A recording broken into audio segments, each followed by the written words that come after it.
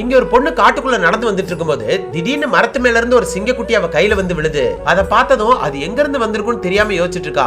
ஆக்சுவலா இந்த குட்டியோட அம்மாவை போட்டு தள்ளிட்டு இந்த குட்டியை வேற ஒரு ஊர்ல இருக்கிற சர்க்கஸ்க்காக ஒரு ஜெட்ல எடுத்துட்டு போயிட்டு இருக்காங்க.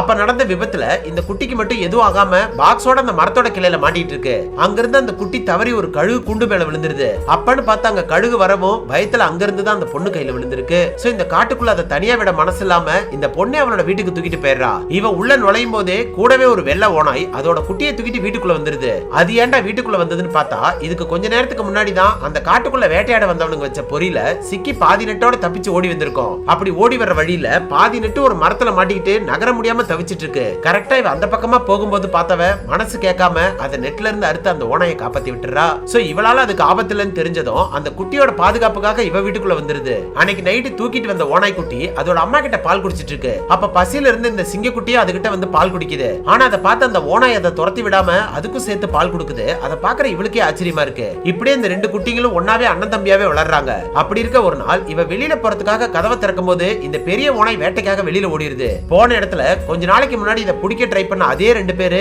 இந்த ஓனாயை பார்த்ததும் சுட்டு ஆராய்ச்சிக்காக எடுத்துட்டு போயிடறானுங்க. அதுல இருந்து இவளே ஒரு தாயா மாறி அந்த ரெண்டு குட்டிகளையும் பாசமா வளர்க்க ஆரம்பிக்கிறா. ஒரு நாள் தெரியாம இவ கால் தவறி கீழே விழும்போது ஒரு கல்லுல அடிபட்டு மயக்கம் போட்டுறா. அப்ப இதுங்க ரெண்டும் தான் அவளுக்கு பாதுகாப்பா அவளை ஹாஸ்பிட்டல் தூக்கிட்டு போற வரைக்கும் கூடவே இருந்து பாத்துக்குதுங்க.